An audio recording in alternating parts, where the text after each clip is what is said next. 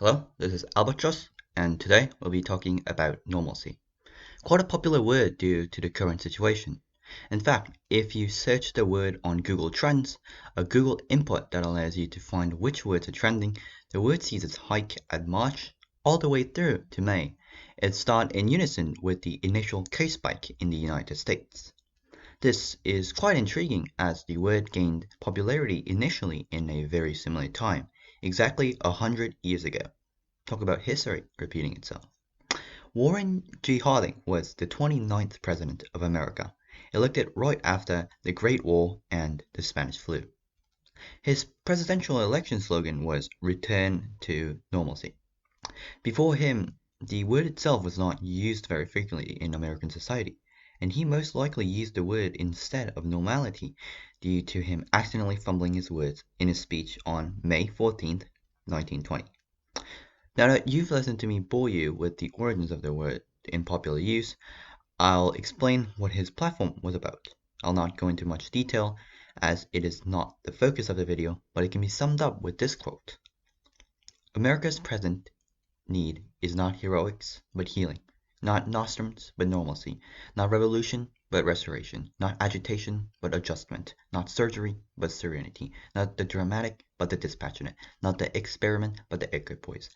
Not submergence in internationality, but sustainment in triumphant nationality. From this quote, we can understand Harding wanted to go back to a time when everything was okay.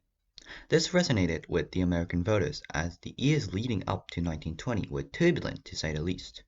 The Great War, doubled with the Spanish flu, caused the death of 750,000 Americans, race riots, labor strikes, and anarchist terrorist attacks, and the general climate of international politics, considering the rise of Bolshevism in Russia and the League of Nations. Many Americans sought a form of security back into a time in which they felt more comfortably. Another reason why Harding pushed this very ideology is due to him not being very special. Not many people know of who Harding is, and none of the governmental policies he inputted were that special, most likely due to him being sandwiched between Wilson and FDR. Connecticut Senator Frank Brangy claimed the following: "There ain't any first-raters this year. We got a lot of second-raters, and Warren Harding is the best of the second-raters." Since you aren't impactful or competent enough to revolutionize politics, the old reliable stance of bringing America back to its glory days. Wait, does that sound awfully familiar? 1. When was America great? Nothing could be a more infamous slogan in contemporary American politics than the phrase "Make America Great Again," or MAGA for short.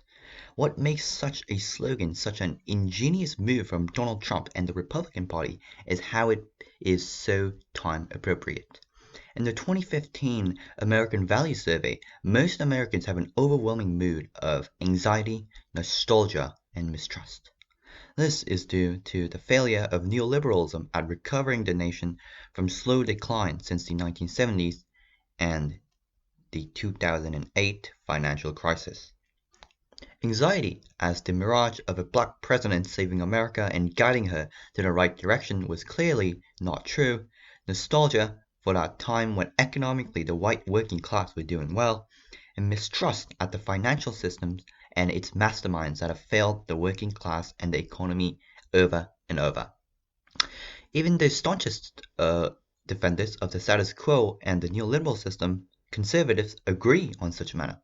Colin Bowman of the Conservative American Enterprise Institute says, "Fear is not an emotion that you see often in public opinion polls, but it was clearly there in fall of 2008 and early 2009. Americans aren't confident that we've fixed what went wrong."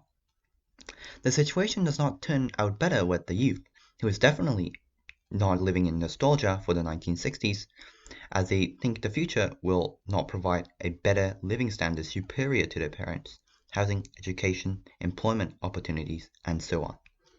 44% considered such very or somewhat unlikely in 2011, as low as the Reagan era of 1983, which was also the point when austerity economics were put in place. This is what made Donald Trump and Make America Great Again so alluring to the common voter. Older workers, especially in the rural areas, yearned for the time when wages were high and life was good, as well as the younger generation who were mostly voting Democrat, as most children are from urban areas, along with their statistical bias towards social liberalism, but were feeling the Obama administration's hype of fixing America were not sufficient to guarantee them a life their parents once enjoyed. However, was America ever great? The 1960s is the time Donald Trump promises to bring America back to, and the majority of his older supporters support such an idea.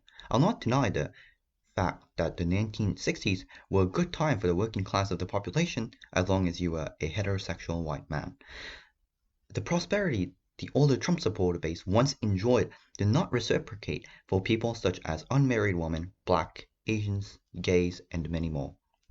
The times are different now, and most would agree these marginalized groups have a lot more equality than in the 1960s.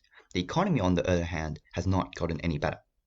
This tricked many to believe that pushing for social conservatism is a good idea, as what it seems is social welfare. Diversification of the American population seems to be the reason why capitalism failed, although in reality it was simply happening at the same time as capitalism inevitably fails due to it being absolutely incapable of long-term stability without extreme government interferences. The left has done itself no favors with such predicament. Instead of focusing on economic woes, it has damned itself by fighting for identity-based issues and unconditionally supporting social liberalism without knowing it only helps the ruling class marginalize and divide the working class. There is nothing wrong with the eventual shifting in social norms, but without economic solutions, all it does is cause more atomization and less hope for a bright future, pushing people to the right, which promises a time when it was simpler. 2. Biden and Obama nostalgia. Unfortunately for American voters and the Trump administration, Donald Trump's presidency was not able to deliver any relief to the decline of America. Sure, you can say how he increased jobs, or how he lowered immigration, brought some jobs back to America, etc., but the very plague that was withering America since the 1980s is continuing unhindered by Trump's attempts. The final nail in the coffin was Donald Trump's disastrous pandemic response. He was not able to control the spread of the virus and lax regulations on social distancing, and wearing masks only increased the spread, especially with his cabinet literally fighting against their own appointed medical experts. As the numbers racked up, the recent Black Lives Matter protests giving no favor to the ever-increasing death toll and infection rates, Democratic candidate Joe Biden, who was regarded finished for good before the DNC rigged Super Tuesday against Bernie Sanders and was considered a senile pervert who had no chance against Donald Trump's wits and popularity, has surged ahead.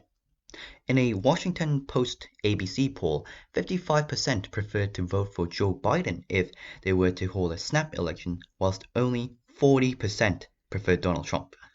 From March, Trump's chance at winning the upcoming election has been on steady decline. Impressive considering a sitting president usually wins the election. So, why are the American population voting for Joe Biden, a man hated by the left for being an establishment Democrat, hated by neoliberals for being a senile old white man, hated by Republicans for being a senile Democrat? It is simple. More nostalgia for a time that wasn't even better than the one we are in currently. Trump has managed to screw up so bad to the point where people are feeling nostalgic to a time in which they felt nostalgic for a time even further before. This is absolutely hilarious.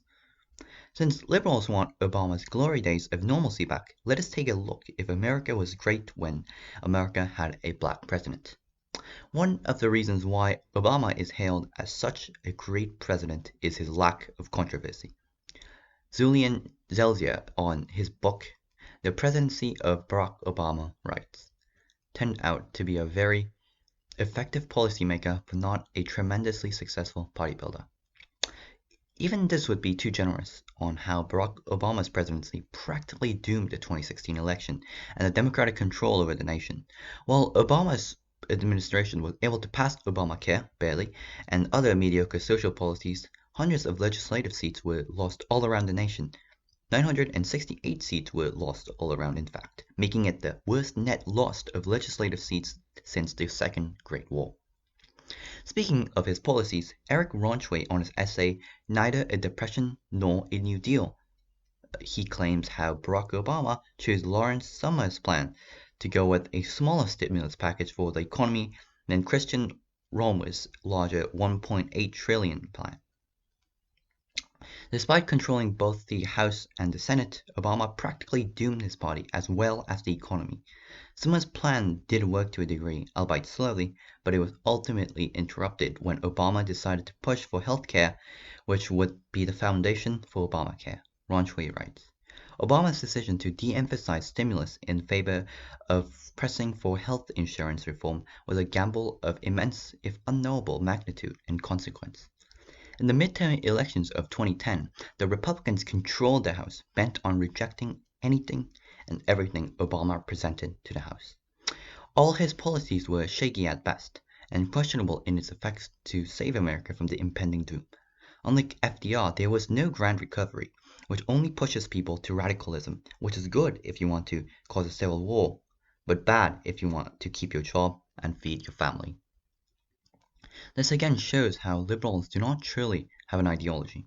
Obama struggled to get anything done, and the things he got done were easily reversible by Donald Trump, and were all temporary guise of eventual improvement when it was obvious America, and especially the American economy, was not getting out of the forest anytime soon. Voting Biden this November will only return America into a state where it is equally susceptible to additional economic collapse and even more atomization of the individual in politics. 3. Forwards. Nostalgia is an interesting social phenomenon. It especially is amplified by the fact capitalism is unable to continuously control itself from spiraling out of control without significant government intervention and regulation. The oxymoron of regulations on capitalism is, every time a regulation is put in place, corporations and capital will find a new way to exploit the laws and form new monopolies and cause massive economic failures. Laissez-faire policies and lack of regulation, along with the ending of the Great War and the Spanish flu, caused the crash of 1921, and Harding's and Hoover's inability to look forward caused the Great Depression. Both wanted to go back to a time in which it was not economically sustainable or better for the common folk, but rather a time in which the economic collapse was not speculated by economists yet. Only FDR, who implemented the New Deal, social securities and other policies, looking forward to a future rather than a nostalgia for a time when the problems could be ignored and saved America from even more economic collapse. It is the same with Obama, Biden, and Trump. Obama never saved America from the 2008 financial crisis, and its effects are clear. Stagnant wages, rural and industrial sector completely destroyed, more and more bailouts and disgruntled working class. It forced people to vote for Donald Trump, who played very well in convincing Americans he would transform America back to her glory days of being able to ignore the unsustainability of capitalism thanks to social programs and regulations. He fails to do such, and the current pandemic convinced the public that maybe going Democrat and trusting Obama's legacy once again will save them from the looming economic collapse. To be honest, I do not believe Joe Biden will be able to deliver what the American economy needs. I really hope, genuinely, that I can trust the establishment Democratic Party to save America, but everything seems to be very bleak. In the worst case scenario, this will lead to a longer, perhaps eternal, economic depression that will inevitably fuel voices of dissent and radicalism throughout the country. This is another thing that confused me a lot about neoliberals. Everyone tells you to vote to remove Trump, but then what? What does that do? Does that recover the lost manufacturing jobs? Does it increase the wages and union membership? What does that do other than the symbolic ousting of the bad guys? There is no point in voting Joe Biden or Donald Trump. In fact, it would be a better political move to get the Greens to 3% to get their party recognized, and end the two-party system that is blackmailing and gaslighting the population into division. Whatever happens in November this year, one thing is clear. We're not going back, but going forwards, whether that is good or bad. Conclusion. In conclusion, normalcy is an interesting social concept that many politicians exploit in times of uncertainty, eluding the population to vote for a time in which it was supposedly better. However, under the conditions of capitalism being highly unsustainable, it simply is not a fight the government can successfully fight. I urge you to look forward, and instead of waiting for the government to attempt at controlling capitalism to make life less terrible and inhumane for the working class, to simply reject the notion of normalcy. It was never normal. Gaslighting and blackmailing from the Democratic Party and the neoliberal establishment will result in nothing but more damage to any social and economic progress in America. Please don't fall into the trap of voting Democrat to oust Trump. Vote for yourself and your class. If you're still watching, please consider subscribing, liking, and sharing the video. This was Albatross, and I'll see you on the next one.